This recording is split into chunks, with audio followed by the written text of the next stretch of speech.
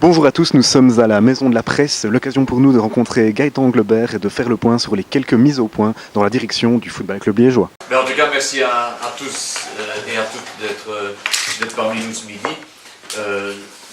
La vraie information du jour, vous l'avez en réalité depuis hier, le communiqué qui vous a été adressé. Il nous semblait, sans paniquer, sans d'ailleurs céder aux sirènes de ceux qui en octobre, quand on avait un point d'avance sur le barragiste descendant, le soir du match à Cité Sport, on avait un point d'avance sur le barragiste. Il y avait évidemment des voix à gauche, à droite, un peu plus alarmistes sur ce qu'il fallait faire dans l'urgence. On a dit très clairement qu'on allait sereinement réfléchir à notre reconstruction et pas du tout sombrer dans la panique. Dans ce cadre-là, pour continuer à planter le décor, on a signalé en décembre qu'on envisageait quelques mesures au niveau de l'organigramme, mesures signifiant en l'espèce un peu de sang neuf et, si possible, non pas en vue de réussir les 3 mois ou les 4 mois qui suivaient, mais au contraire en vue de construire ce qui serait ou pourrait être, aussi bien en termes d'équipe que d'organigramme, les personnes qui nous accompagneraient dans une croissance jusque, on l'espère, Division 3 et Division 2, qui est l'objectif à moyen terme que le club non seulement s'est donné, mais a toujours.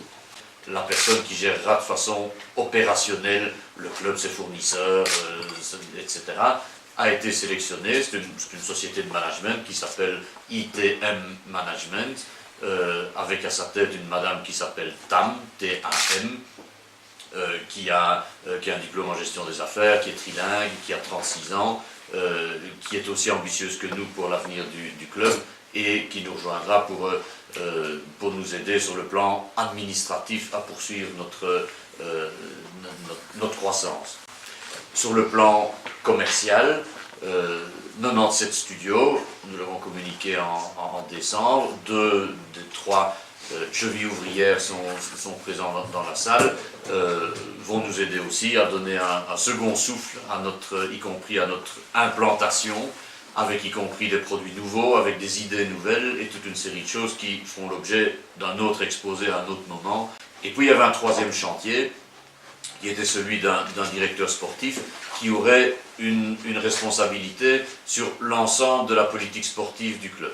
Notre intention, c'est notamment de faire en sorte qu'après avoir reconstruit une école de jeunes performante, cette école de jeunes soit le vivier sur base duquel se construirait une équipe première.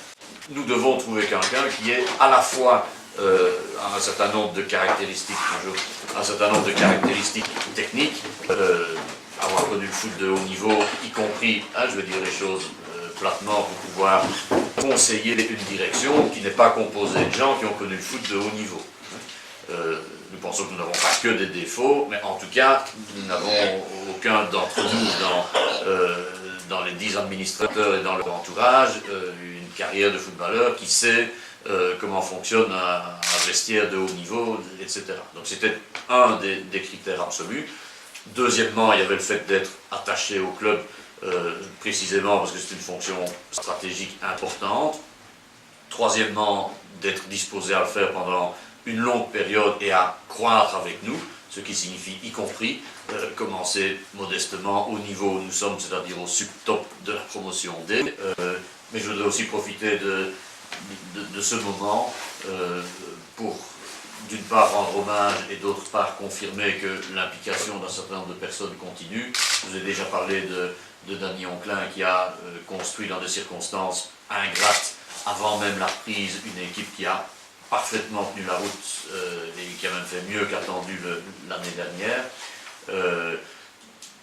Robert Wassège, dont l'arrivée dans le projet avant la reprise a aussi largement contribué à la réalisation du projet, et qui nous fait l'amitié et l'honneur, et j'insiste sur les 2 mots, de rester à la disposition du club. Et au terme de tout cela, j'ai longuement planté le décor, mais au terme de tout ça, il a communiqué qu'un certain nombre d'entre nous ont reçu hier après-midi, et qui annonce que Gaëtan devient, avec effet immédiat, notre directeur sportif. Alors Gaëtan, ce nouveau pas dans votre carrière, c'est un beau challenge pour vous? Bien sûr, c'est un beau challenge dans un club qui a pas mal de possibilités et un gros potentiel, mais qui pendant quelques années n'a pas vraiment été exploité. Et donc maintenant, il y a une nouvelle direction depuis 1 an et demi, il y a un nouvel encadrement qui se met en place tout doucement et qui doit permettre à ce club de redevenir ce qu'il a été et de retrouver un plus haut niveau que ce qu'il connaît pour le moment. Oui. Alors, on a beaucoup parlé du long terme pendant la conférence de presse, mais au niveau du court terme, Daniel Renard, le secrétaire général du club, nous disait il y a quelques semaines qu'il serait pour lui plus facile de se maintenir en 3e division que de remonter de promotion. Qu'est-ce que vous en pensez? Vous partagez cette philosophie, cette image de la promotion?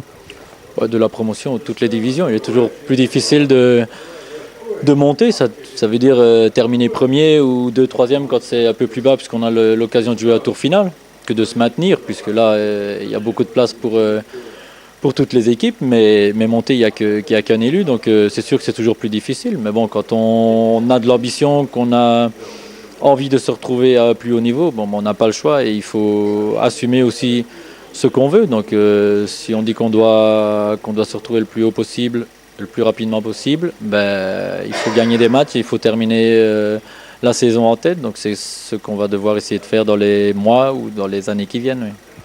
Alors, on a beaucoup dit Gaëtan Globert et l'École des Jeunes, c'est fini. Gaëtan Globert et l'École des Jeunes, ce n'est pas fini, puisque comme vous l'avez dit, il y aura une forte collaboration entre l'équipe première et l'École des Jeunes pour intégrer le plus possible de jeunes du cru.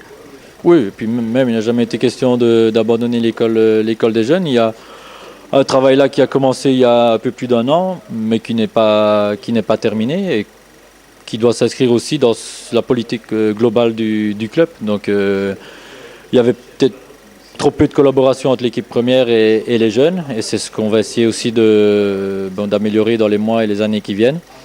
Mais tout le monde peut être assuré qu'on va continuer à donner le maximum possible de moyens à l'école des jeunes pour que les enfants aient de bonnes conditions et puissent progresser le plus possible, puisqu'on aura besoin d'eux dans les années qui viennent.